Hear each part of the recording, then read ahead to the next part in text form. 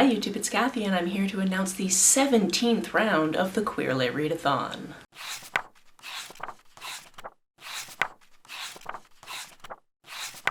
If you're somehow hearing about the Queer Lit Readathon for the very first time, welcome, it's good to have you here. This is something I started with a friend back in 2018, and ever since then we've done two major rounds, one in June and one in December, and for the past few years every other month I've been doing little mini rounds as well. All the information for that is typically found over on the Queer Lit Instagram, that's queer_lit. However, as I mentioned, every year we have two major rounds, one of them being in June for the entire month, and now also one being in December, also for the entire month, because we want people to read queer all year. One of the staples of the major rounds of the Queer Lit Readathon is a beautiful 16 prompt bingo board that you can use in whatever way you want. You can try to make a line, you can try to make a cross, you can try to make a little square, you can try to black out the entire board. You can ignore it altogether and just read queer books and have a good fun time. That totally works for us. As a side note, I always use we and us when talking about this readathon because I didn't start it alone, but now I'm doing it alone, so it feels a little bit weird that I keep using those words, but here we are. What I decided for the 17th round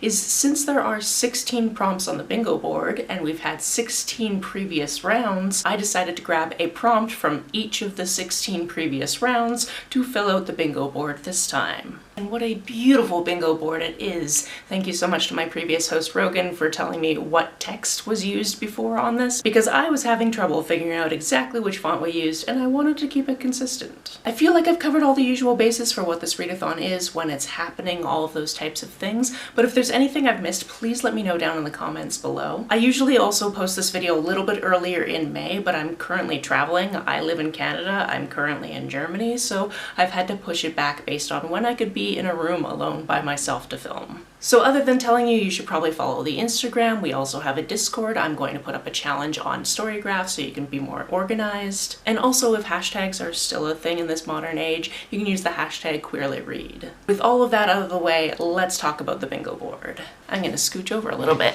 I don't have a viewfinder on my camera, I never have, and I probably never will. I'm in a hotel and I'm probably just going to talk through the sounds that are happening in the hallway because otherwise this will never get done. Here is the round 17 bingo board. Let's go through the prompts, shall we? The first prompt on the board is aspec, so anybody who falls into the asexual spectrum. This was actually the very first prompt on the very first board we ever did. And for the most part, I try to do first prompt from first board, second prompt from second board, third from third, fourth from fourth.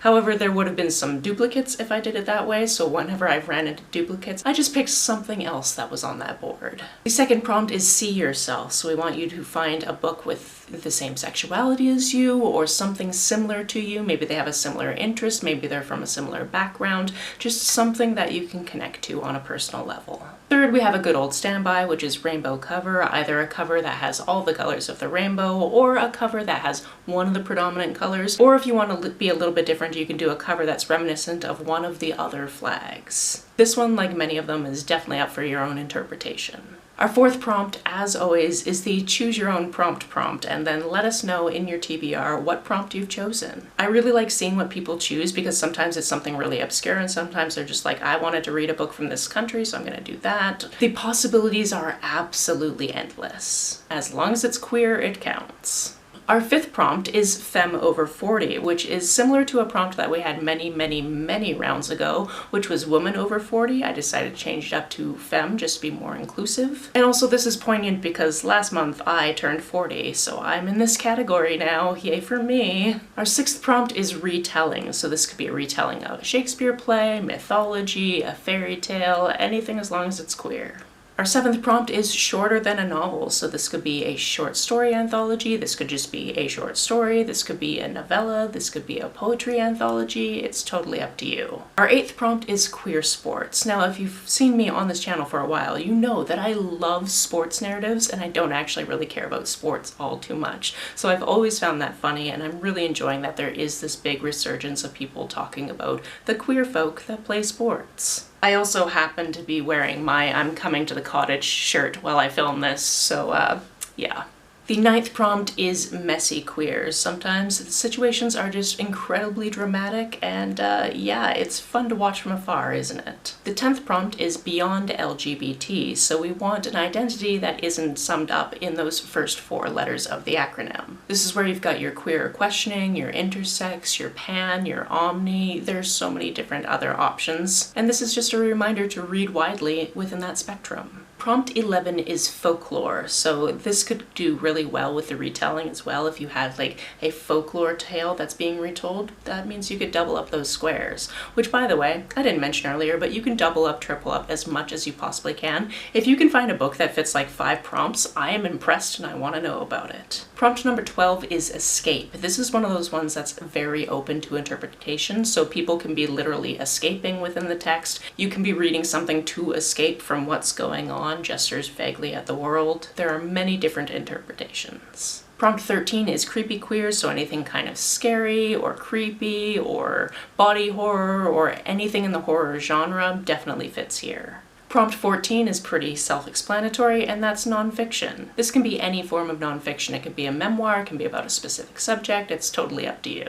Prompt 15 is alliteration, so you want alliteration in the title, which if you can't really remember what that means, it means the words in the title start with the same sound. I must be hungry because the only thing my brain is yelling at me right now, based on the fact there's a little bit of candy on this desk, is the fact that Krispy Kreme would be an example of alliteration. It's not like I have donuts, it's not like I've ever been to a Krispy Kreme in my life, but here we are. And then finally, the 16th prompt is middle grade. There are so many fantastic middle grade queer reads, and I just want them to get all the love they deserve. So there you have it, those are all the prompts. I will have all of the links to all of the things that you need down below. If there's anything I missed or you have any questions, please let me know down in the comments below. There's also a master list of recommendations from previous rounds that will be linked down below. And then if you're on Pagebound, I'm over there as well. It's under my own name, so it's not under Queer Lit Readathon, but it's under Kathy Trithardt because that's me as a person. And I have a lot of lists on there. I have specifically a queer detective quest on there. And there are tons of recommendations for basically anything that you could ever want. With all that being said, thank you so much for joining me for round 17. I will try to come up with a TBR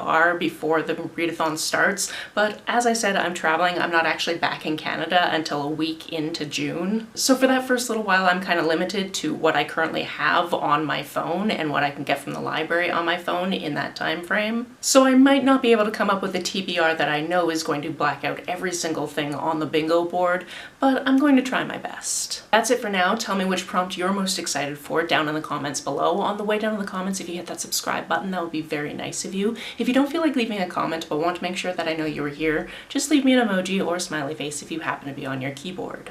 Some people have asked if there's a way to financially support this channel, so I set up a Ko-fi account, which is a digital tipping service. The link for that, as always, is down below. You can like and share this as you see fit, and I will see you very soon. Bye!